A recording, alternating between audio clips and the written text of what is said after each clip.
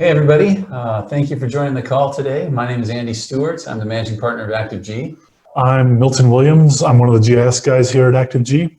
We really appreciate everybody joining the call today.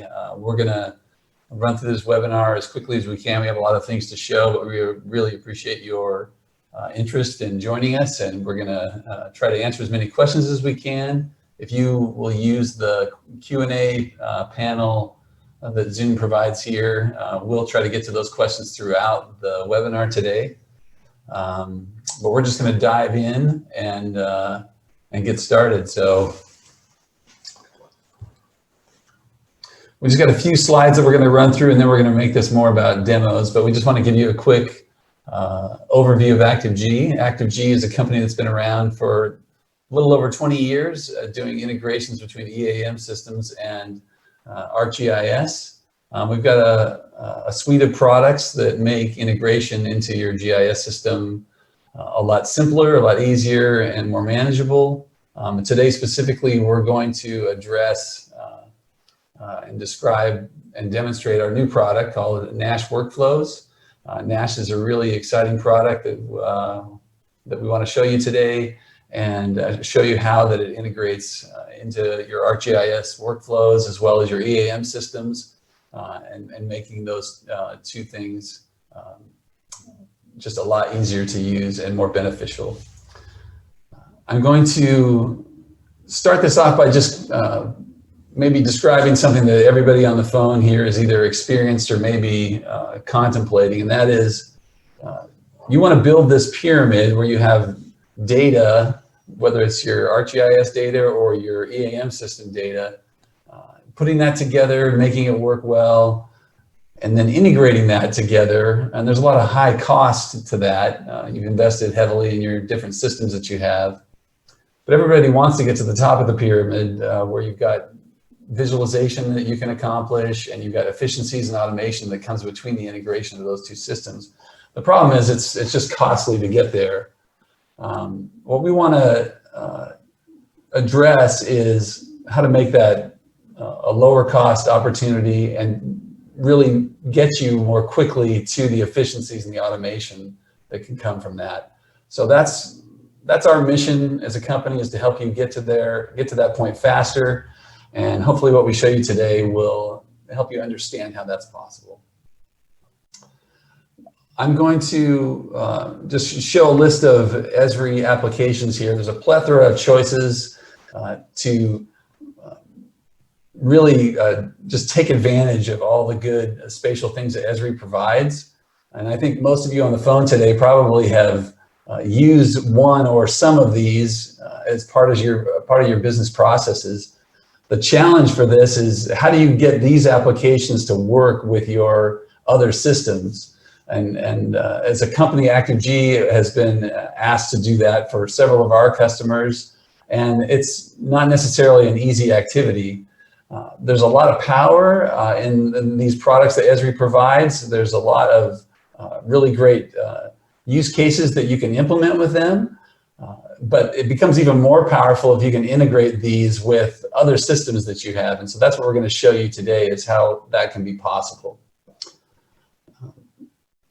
So that's where this Nash Workflows evolution comes into play.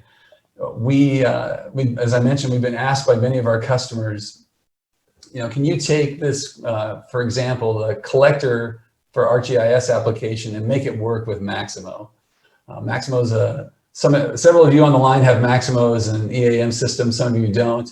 But many of our customers are Maximo customers, and they want to use collector with Maximo for a variety of reasons. And so we have helped customers do this. The challenge is that it's a scripted activity. You're using Python or other scripting to make it work. There's no logging that's native in this activity. Your scripts are, you have to build that in yourself. It's hard to troubleshoot in these cases, and we've had situations with our own customers where we build these solutions, and then we have to figure out how do we troubleshoot any issues that come with these.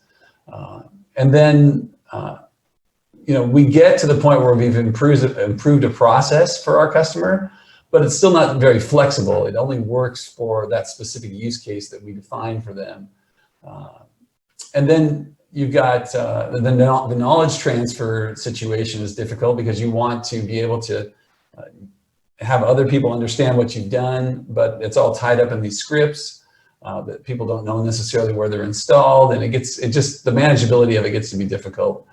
In another example from a development standpoint is we've got one of our developers took some Python scripting and created a process that integrated with Collector and Maximo, but then we wanted to improve that, so we gave that to another developer who turned it into an object-oriented application, essentially.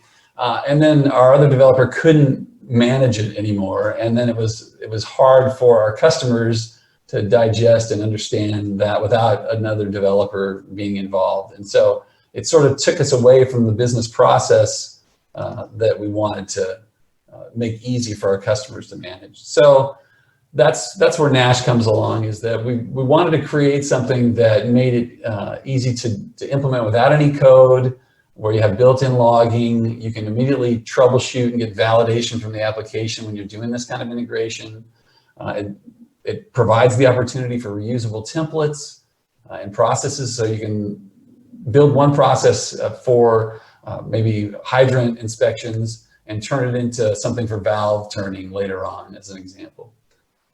The other benefit of this is that it becomes a centralized repository for your business logic, where you don't have things spread across the enterprise in different servers. You've got it all in one place where people can understand the business logic, especially the people that are managing that for your business. And then you don't have to necessarily spend any more dollars on an additional developer to maintain all of this. We want to keep it in the hands of the people who understand the business and can deploy these applications for people that are going to be using them. So that's what created this product, and that's what we've got today. It's a very simple to use, easy to configure application. We're going to show you a bunch of use cases right now that leverage this technology along with the ArcGIS mobile applications and an EAM system. And in this case, the example we're going to use today is Maximo. So with that, I'm going to turn it over to Milton, and he's going to go ahead and just dig into the application and show you how it enables these workflows. All right, so I have Collector open here on my screen, and Collector is a great program from Esri. Esri's made an excellent suite of programs here for field use, and Collector's among Survey 123 and Collector are pretty much my favorites. So I've got a hydrant map here I'm opening up, and there's just a whole bunch of hydrants here in our neighborhood. And you can see they're all color coded. So we have, the color coding is fairly simple. The larger yellow hydrants need inspection. The green ones have passed. Blue ones need some attention, minor things like paint. And the red ones do not work. Since this is a demo, most things don't work in this demo. Breaking everything. Yeah, you don't want to live here, probably, but in our demo world. So I have this set up where the inspections are actually related records to the hydrant. So you would be in the field, you'd have your GPS on, and I'm standing next to this hydrant. I would click on that hydrant and add an inspection to it. We have simple questions here that you can answer quickly. If it's passing, everything defaults to passing, like right off the bat. Since most, in the real world, not in this demo world, but most things pass, you can enter your employee ID, put in the color of the bonnet, put in the pressure test reading from your inspection, submit it, and walk away. So, but the next thing we want feedback for the users. We want to take that data other places. So the data is now in GIS. That's wonderful, but we need to do more with it. So do we need to produce a work order, a corrective maintenance work order? And that's where we're going to get into Nash here. So Nash has workspaces, and Here, you got a workspace. This is my demo hydrants workspace. Inside of my workspace, I have connections.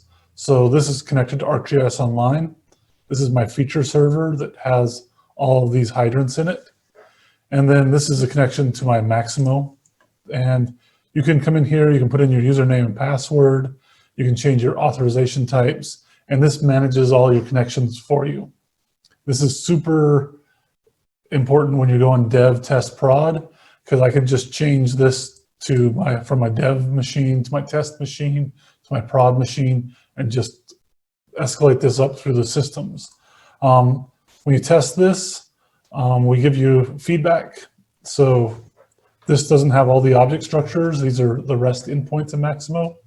So not all of them are set up. In this case, I'm hoping to get work orders and assets. So those are set up. So I'm okay to go ahead and go. Save that. I come back out to my workflows. And so this is my hydrant workflow. If I open that up, this looks a little daunting and complex, but really this is fairly straightforward. So you have inputs. This is using just a where clause in here. So it's the status of waiting. So I'm reading the inspections, which are those related records. I'm then mapping the object ID to the output. So this is the inspection out. I'm mapping that here. I map a default work order. I have my default work order or my work order output down here. And then I have my hydrant out. I need that hydrant to go out so I can change the color of it. We set this up to run on a schedule, and then the logic comes through. So we just look at each individual thing as a very simple yes, no, and you can get really complex logic with just yes, no. You'd actually be surprised how complex you can get. But we just ask this really simple question. The field bonnet, if that equals damaged, I'm going to change my work order description, and I'm going to change my work order priority. If there's a problem with the bonnet bolts, and these are just, and this escalates to worse and worse problems. So the priority is set to 0 here. Here it got set to a 3. If you come down to the upper barrel, that has a priority of 4. A 5 is our maximum priority in this system. So this just continually escalates that work order. So you get all of the incremental problems along the way, so you can fix them, but also the highest priority. Then we evaluate the paint, the pressure reading, and then we do some and logic. If the pressure's above a certain amount and the bonnet's painted the wrong color, change the color you paint it.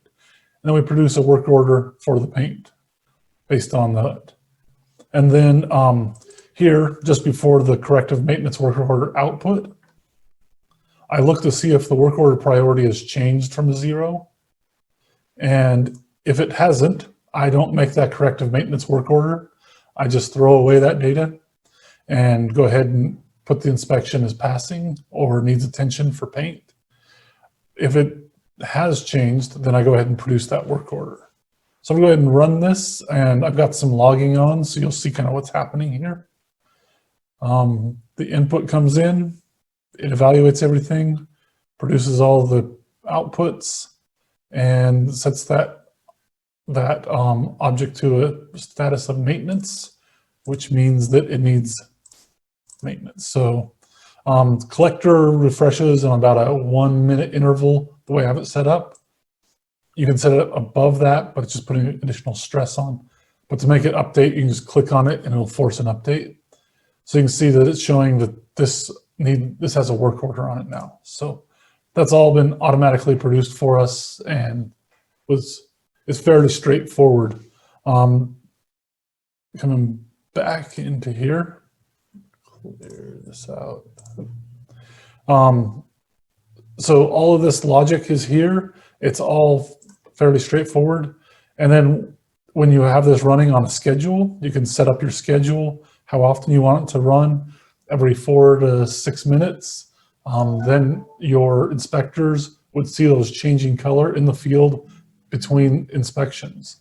The other thing you can do here is once this is on, you'll have full logging available to look at everything that's happened in the past. So there's a lot of cool stuff you can do here with this. This is really your simplest case of just collecting additional information related to another work order and then enriching that and sending it to Maximo. Okay. No questions yet, so you can probably just jump forward and go into the next use case. That's you. Oh, is it me? Okay. Yeah. All right. Let me share here. If I can make that change.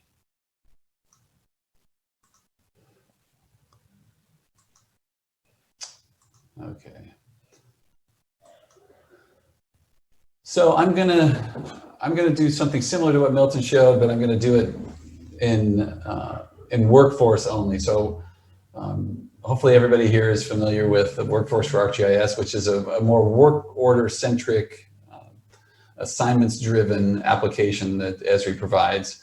And I'm going to show you how we can take, an environment like this where I don't really have any assignments or anything assigned to anybody at this moment.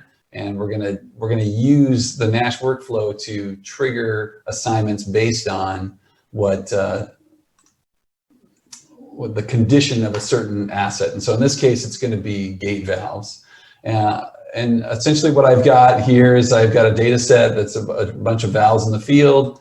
And when you click on this, it tells you, what field you have access to. And what I've done here is I've just created a kind of an extensive where clause where I'm looking for things that are older than 90 days in terms of their inspection date. And I'm looking for a specific service zone because I'm going to assign these inspections to people in those two zones.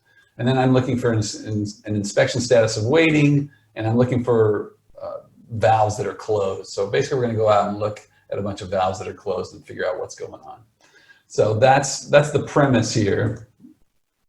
And then what we do is I'm doing a little bit of data enrichment just to show you that I want to grab the nearest address from a GeoCoder and put that onto the workforce application because it's not necessarily in the data set that I have. So what we have here is I've got a URL to the GeoCoder, and then I'm just doing a little bit of substitution here, and I'm putting in an X and a Y field for the point from the location that's coming from my gate valve. And then we're gonna grab that XY, submit it to the GeoCoder, get the address back, and then we're gonna pass it along as a part of the assignment.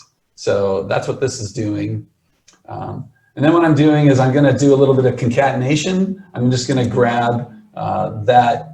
I have my output field that I'm gonna send this to in the assignment, but I'm gonna concatenate the outbound location that's coming from the gate valve. And I'm concatenating this facility ID, which is basically my asset number for the gate valve. And then I'm going to attach onto it this where it says G1 is the single key. That's the address coming out of the GeoCoder. So you're going to see that concatenated through the flow, and then we can go on from there. This last this larger salmon colored switch is just my assignments where I'm saying, hey, in this for this field service zone, grab the ones that equal to CZ and give them to this first worker. Grab the ones that are equal to AJ and give them to the second worker. So that's me and somebody named Danny. And so we'll see that pass through. And I think that's pretty straightforward. I guess I can show you a little bit more. There's a mapper here where I'm basically setting up the defaults for the assignments that are going to get generated in Workforce. And so you can see I'm doing a gate valve inspection. And I'm giving some notes about what they should do. And then I'm giving it a priority in the assignment types. And here's where I'm passing that concatenated location value. And then the geometry, what I'm doing here is the assignment is going to be placed at the location, of course, of the valve. It needs to have that. So rather than in Workforce having to click on the valve and creating the assignment, I'm going to do it automatically with that gate valve coming through. And so that's the best part of this, I think. I would venture the best part of it is the push notification. Okay, well, that's true. but that's just me. Yeah, the push notifications are what you really want out of this Workforce app, is because unlike Collector, you're going to get notified when those assignments get created for you. Okay, and then what we're doing is we're creating the assignments here in O1 for the output one. And then what I'm doing is I'm sending the status back to the feature class that has the valve information, so that we can say this has now been assigned, and so don't assign any more work to this until it gets inspected properly. So that's what this last inspection is doing. So remember, if I go back here and show my, let's see, Workforce screen, did I close it? Let's see if we can do that. Oh, there we go. It's still there. Let's just go ahead and run Nash right now. And what you're going to see here is you're going to see it go ahead and process several different records. And then if we go to the Workforce application, let me switch tabs here. Okay. So you see all the records coming in. So it's basically created 64 assignments. And if we jump into my assignments here, well, that's where I am right now. Let's go to the assignments field or tab and just click on one of these assignments for me. So now you can see that here's that concatenated value from my workflow, where I've got the facility ID or the asset number along with the address that we've geocoded and captured. We've set the priority and so forth. If we click on this, you get more information. One thing that we're doing in this case is because we've changed the status of these gate valves, there's no valve underneath my icon here for the symbol for the assignment or the work order. And that's because now the valve has changed status, and so it's not going to show up in this case. I didn't create a status for the ones that have been assigned. So just of course, we could have changed that in our original data setup. But that's basically it. It was super easy to put that together. And now we've got essentially kind of a PM process in Workforce using Nash to generate those assignments for us. Cool. So kind of stepping back, we've shown you two overall, this is what we're doing. And it's a challenging thing to explain what we're trying to do. So we wanted to get two examples out there first and kind of step back and tell you a little bit more about how things are happening. So if you come back into Nash, you'll notice that while Andy was showing that, he was showing some encoded values. And oh, you want to go back to that? Yeah. Oh, this one's still, there we go. So you come down in here, we encode things using the $sign curly brace. We're working on a helper for this here in the near future that's going to help you fill these in. But right now we're using just raw coding in there, and we've got information on how to do all this. But this just gives you access to data from your previous inputs. So in input 2, you can use data from input 1 to get different data back.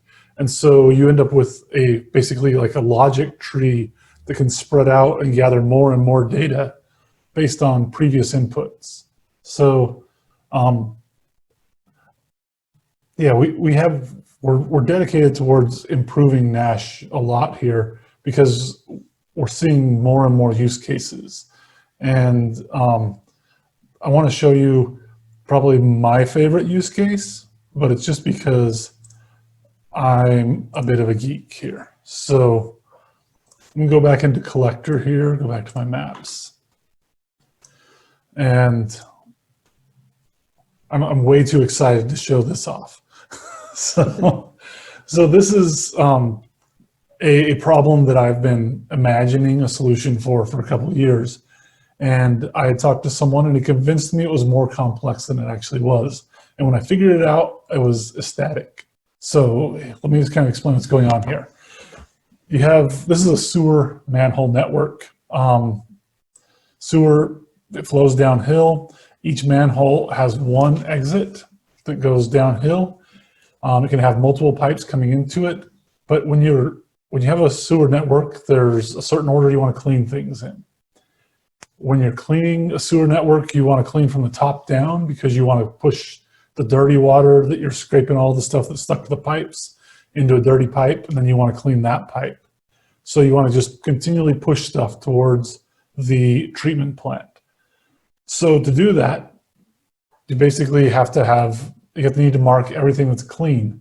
When you clean, let's move maybe a little bit better spot here. So here, if I want to clean upstream of here, I would park here with my Vector truck, push the hose up here and suck it all back down and push everything down. And then the next one would clean here and push it back down. Now, teaching someone how to figure out what to clean next can be challenging. So what I've done here is I've marked the top one is clean because you'll never clean at the top manhole. The ones in red, they're not ready to be cleaned.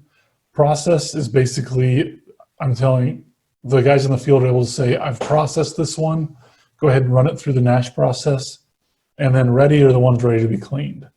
So I'm gonna go ahead and select this one here that's ready and show you how this works. I'm gonna edit it and put it in the process status and submit that. So now I'm gonna go to my Nash workflow, and my Nash workflow is gonna pick this up and mark it as clean. Let me kind of go through the logic there. So go to my, wrong one, in a different system. All right, so in the cleaning, this, once again, it looks a bit intense, but it's fairly straightforward. It's actually probably easier to show you in the collector view. When I mark this as clean, I go ahead and bring that in as my input one. The next thing I do is I find all the pipes that are above this, that are upstream of this, and I mark those as clean. The next thing I do is I find all the one pipe that's downstream. There's only one downstream pipe. And then I find the manhole that's below that. Now I need to look and see if that manhole is connected to other pipes. In this case, it's not, so it would be marked as ready to clean. But in this, if I were to clean this one, and then come down to this one, look at the upstream, this pipe here isn't ready to clean because this manhole's still dirty. So that's all this is doing, is it's climbing around the network, checking the statuses, and making decisions based on that. So I'm gonna go ahead and run this.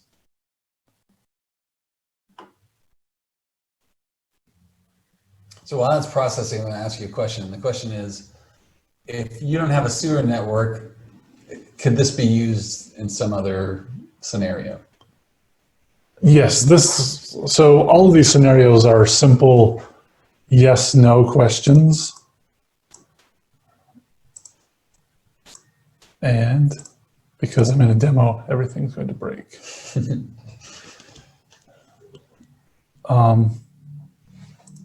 Let's see here. Oh, there it goes. It just stalled there for a moment on me.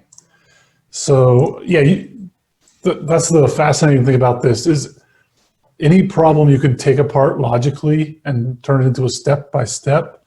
You can process this out in Nash and make it happen. The cleanliness of your data really matters. That's what we're talking about at the beginning of that pyramid. You've put all of this work into building this data set. You've got multiple people on your staff who sit in a room. Trust me, I've been there, done that.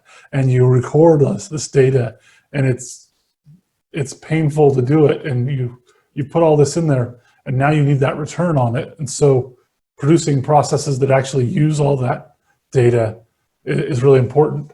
So you can see that one is clean. If I click here, that one's marked as ready. I'm going to do the same thing again, mark this one as processed, really tempt fate here, and do more than I really should. Process this one, submit that. I'm going to run this again. You can see this has a whole bunch of reads and writes because it's a fairly complex workflow. And you'll see that this one is now marked as clean, but this one still is not ready because this one is not ready above it. So anything that you can logic flow out, and you'd be surprised what you can logic flow out if you just take a tiny bit of time, step back, and imagine each and every step in it, and turn everything into and or, and, you know, just your Boolean logic. It's fairly easy to do, and you can connect all that together in here. I'm going to step out of this one to show you just another map I have of this same network. So I made a duplicate of my data set because I was curious how clean this network data set I have was. And I ran it through a few hundred iterations of everything that was ready. I just assumed that we cleaned it. And I ran it through, and I started finding errors in my data.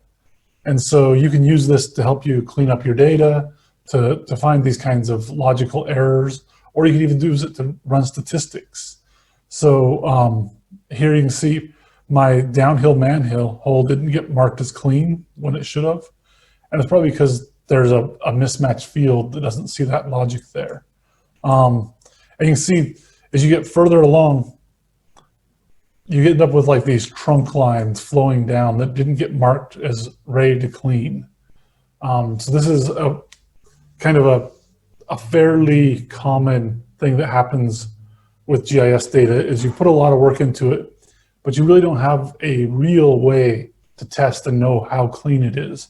And so doing a process like this lets you get in and actually use it. You can run scenarios. So as I fix this, I would want to go into my original data set and fix that at the same time, so that I end up with good data ready to run in a real scenario. So I'm going to stop you. You could have done this with a Python script, right?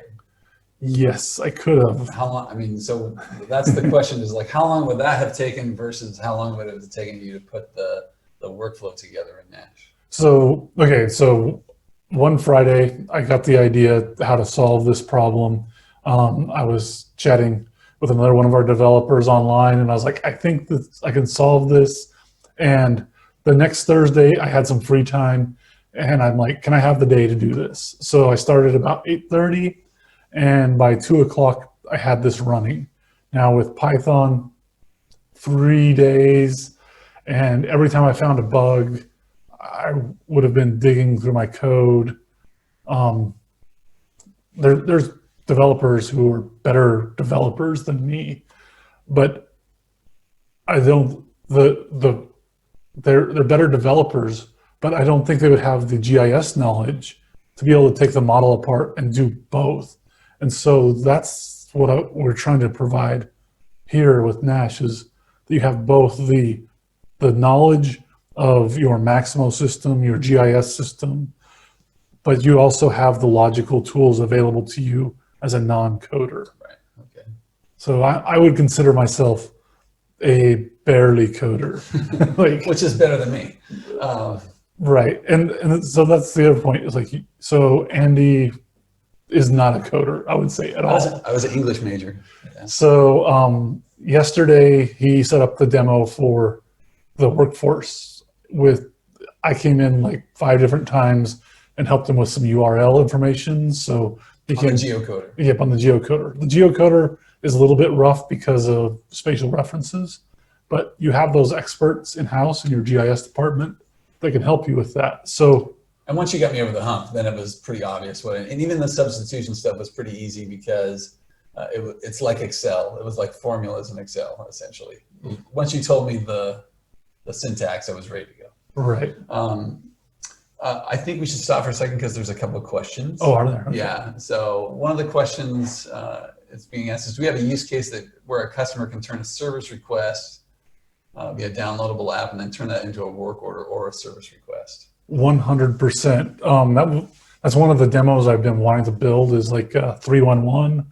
Esri has all these mobile or not mobile, they're just online ArcGIS applications for portal. They're all like pre-packaged, and we can absolutely use those. If you have another API, right now we've built our API around ArcGIS and Maximo. We're going to build other API tools. We also have the ability to use some other APIs, but it's a little bit more complex. But yes, absolutely. That's one of the dream demos for me to put together. I have like 100 dream demos to put together. Yeah. So, and maybe what we can do after this is specifically we could video a couple of service request examples specifically for Maximo and work orders, and we could post those and then make those available. So we'll do that, and then after this is done, we'll send you those links, and you can watch those demos too. right. Is that fair? Should we take another question too? Yes, Okay. I already seen that one. And so yeah, the next question is, can you show how Nash works with Arc indoors? So ArcGIS indoors, really it's the same answer, because ArcGIS indoors, I've been to the training, it's a pretty awesome product. It has that same, so they have the mobile app, they have the application for the web, and it's really the same thing as all of those other apps I was describing with the Esri 311. It's just GIS data. You can digest it, you can make service requests, you can make work orders, you can query like the user in that room, and because you put a service request on a room. I don't have a great demo for that built right now. That's on my schedule to do. Actually, I have a request into Esri to get a demo license of ArcGIS indoors. So as soon as I have that, I will build that for them. Yeah. And you. Good questions. Okay. And if there are other questions, again, you can log into the Zoom app and log those, and we'll attempt to answer them here in the few minutes that we have left. Is there anything else you want to say about the sewer cleaning process? Sorry, I geeked out on it so much. I really enjoyed this question. Okay. So I think that's it. Do we want to talk about quick capture for a second? Yeah, I don't have. So I was cheating and using quick capture against some data that the local city had, and their service is no longer available. So my demo actually broke, which is unfortunate. So I think we can talk about the concept here. There was quick capture. Let me just log into this real quick. Apologize, I closed this because. So for those of you that don't know, quick capture is another application that Esri provides. It's really awesome. I guess I'll let you got it up here, so you can go ahead and show it. Right. So quick capture it's an ArcGIS application. Run it on your phone. It's dead easy to use, but it's basically one-touch buttons to capture information. So the idea here is that you can click on Streetlight Out, one button punch, and as you're driving down the road, have this mounted on your dash and just do a windshield survey. So as you drive past the streetlights out, you click the button, it records your location. Now that's great, but it needs to make it to your work order system, because you need to be able to track labor, you need to know what asset it is, you need to know if there's already a work order there. So we can do that with Nash and enrich that data. So in this one, which is broken because the data is no longer there, but I have that quick capture in, and then I'm using a nearest function here to grab the nearest street light. So you can grab that street light and then automatically just bring that in as your asset. Kind of like what I did with the, well, it's not the nearest, but in this case, you're bringing in the asset from the extended or the associated feature class in this case, right? And assigning that to the work order. Right. So, you assume that your streetlights are 200 feet apart. So I'm not going to look more than 100 feet for my streetlight, find the nearest one within 100 feet, choose that one, put the work order on there, or check for work orders. If there's already a work order there, don't create one, but mark that work order number to that. Like all this logic you can do. And in your PowerPoint, Andy, you showed a flow that was encroachment. And that was like an early idea of this encroachment that we did with another customer. By the time we got done with that, it had gone from this simple workflow to this very complex, like many different scenarios. Well, if it checked for bad data, it corrected when there was bad data and got the next best thing in cases, or told you it had bad data. It made different decisions for different states. It was, so if you did an encroachment in Texas, it was different than any other state. So data enrichment, the sky's the limit with data enrichment. It's just how much traffic can your GIS server take? Yeah, That's what holds us back. And we have tools to manage that tool too in here. We have throttles so you don't overwhelm your Maximo or GIS. We're trying to just provide this as an easy to use package. Yeah. There's a couple of questions we should ask or answer here. First one is, can I spatially gather additional data to add to output records? Yes, that's what I'm calling you just said, right? Data enrichment. Yes. So the answer is yes. And then the next question is, what access is necessary on the Maximo side to make it visible to Nash, like what database connection or REST service? Why don't you go back and just show the example that you did with the fire hydrants and show that? With that, I'm making you jump around. So let me just, so Maximo, coming up here. Oh, here we go. Okay, so this is your Maximo login, and Maximo has a web API that's already open and available. And is it OSLC/OS? Just do this. That's a good guess. So if you do this and you get this message that your username and password aren't correct, it's already open and ready to use. The only thing we do is we do set up a couple of object structures, because you may have other services using your object structures. So object structures are basically API endpoints for us to point at. So we set up our own custom ones with a few of our own custom rules. We have those to where they're rapidly able to import, and been trying to convince the developers to make that a one-click add this to my system, but we'll see what happens. We'll see if it makes the roadmap. Yeah, if you're not a Maximo, if your company isn't using Maximo, you might not understand some of that. But the bottom line is to set this up and connect it with Maximo. If you've got the OSLC enabled, is simple. It just happens. It's like, it's almost like magic. Well, and I go back and show again in the connections in ArcGIS, or excuse me, in Nash. Yeah, right here. So when you create this connection for Maximo, you're simply, you're putting the URL to your API that should be, in most Maximo systems that are 7.5 or newer, I'm guessing they're enabled for you. And then if you know the username and password that's can administer those connections, you enter those in here, and then you can test it, hit the test button, and it tells you if you're enabled or not. Milton was referring to like a couple of custom object structures in this case that we're using, that we created just to simplify or merge some things together. And again, that process is not complicated either. So we can tell you, and there's plenty of information out there how to generate that kind of stuff. So then, so the next question is, do you do Maximo Spatial? And I'm going to say this politely, no. No. All you need is a key. So the key value between the two systems. So if you have an asset GIS, you need to know that asset number in Maximo equals some field in GIS. That's all you need. You don't need a sync system, you don't need spatial. You can got that in there however you want.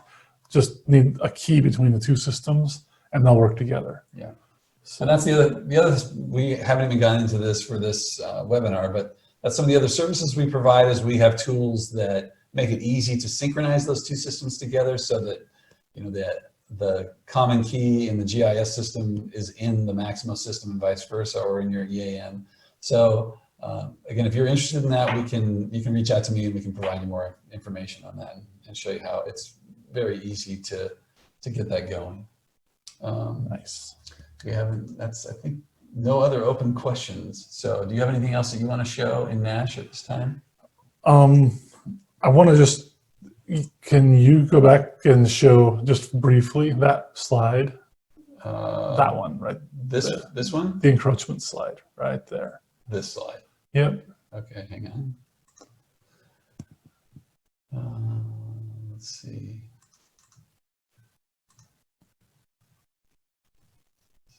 It shouldn't be this hard. Computers, they make everything easier. Okay. Oh, here we go. I have it. Try that. Oh, I went too far. There we go. Okay, this screen. So this is the one I was talking about earlier.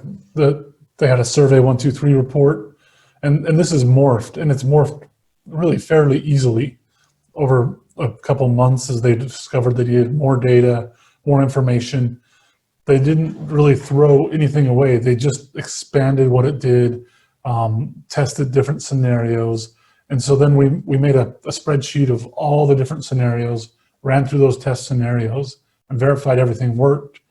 And what it became, I'm going to show this against Andy's. Better judgment? Wrong one. Sorry. Okay, now I don't know where it went. Oh, I'm in connections as well. So it turned into this, and it's all kinds of data enrichment. There's linear referencing system data coming in, all user information from Maximo. So the user comes in from the field who collected it. It gets their supervisor's phone number, puts that on the work order or on the service request. And so all of this all just slowly developed into a larger and larger thing without any coding. And anyway, I'm beating a dead horse here. Did you mention that this is a process that creates service requests and then potentially converts them to work orders, right? Right. So, and again, we could refer some of you who have those questions. If you want to know specifically about that data, we can refer you to our client who's doing this currently. We just couldn't show their data because they weren't, there were some legal issues that they couldn't show their data, but to us, or in this webinar, but if you probably had one-on-one conversations with them, I'm sure you could get access to it. Okay, I think we're at the point where we probably should do a little wrap up unless there's one other open questions. Will recording this demo be available? Yes. So this is being recorded. We will send out the URL to the video so that you can watch this later and share it with other people in your organization. So that'll be available. Cool. All right, let's just do a quick review here, I think, and then we can get in. I'm sure people have other questions, but let's do this.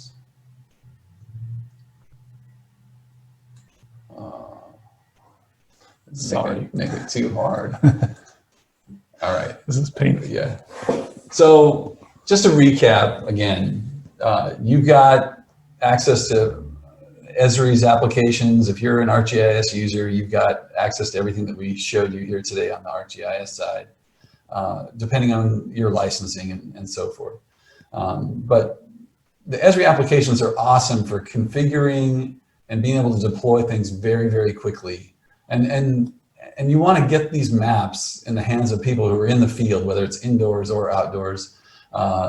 These mapping applications, or the spatially centric applications, are where it's at for people who are out in the field. But the key is what can you do to simplify that so that reduce the number of clicks, enrich the data, and then get that information back into your EAM or work management system so that you can keep track of labor and other things that you might not necessarily track in your GIS environment. So hopefully we've given you a little flavor of how you can do some of that today with this workflow application. I'm gonna just talk about licensing. The question is, how is Nash licensed? So Nash is installed on-premise for our customers. It's an application that's not in the cloud, but it would be installed on a server on-premise at your site. And the way that we license it is that it's a subscription-based model where you license a module. So the module could be, if it's an EAM system, you can it could be Maximo first, and then if you want to integrate Maximo with an additional module, it would be an additional $800. So $1,200 a month for the first module, and then $800 a month for whatever module you have after that. So you can flip those around however you want. So it's ArcGIS right now, both. So it's online, portal, and server. All those get bundled together as one module. And then the second module is Maximo right now. I guess one of the things I want to say to some of you who are not, if you're not a Maximo customer, we're looking at several different other EAM systems right now to integrate with. If you are interested in doing this with your EAM system that's not Maximo, we would like you to reach out to us. We'd like to partner with you and get that going quickly, and we can work together and you know, give you some discount pricing based on that collaboration that we would do. I also want to mention that we're very excited. We want to get this product out there as fast as possible. We're really grateful for we've got several customers that have already piloted this for us, and they've kind of done a lot of the dirty work of like working through some of the issues and so forth. So the application is ready to go. We had the first official release back here at the beginning of the month, and so we're eager to get that release in the hands of as many companies as possible. So we are offering some limited time discount services to get this installed in your environments quickly and help you put together as many workflows as possible to get going with this. So again, I invite you to reach out to me and we can talk more about getting you going, what it would take, and we can do a little assessment of your situation and then give you some of that pricing in a more detailed fashion. So I don't see any other questions here. I'll pause just a minute if you want to put some questions up and we'll try to answer them. Noel, do you have anything else that you want to say before we wrap up? No, I'd be excited to help anyone do anything. Even if you just want to talk about some ideas, give us a call, because I love the ideas and I would be willing to build a demo of what your idea is and show you how we can do it. Yeah. So. All right. And again, we'll follow up based on some of the questions that were asked today. We'll follow up with some online demos that you can look at. Of course, this is being recorded and we'll process that and send it out to you. So I don't see any other questions coming in. So everybody, thanks very much. We're going to wrap it up and we'll talk to you later. Thank you. Thanks.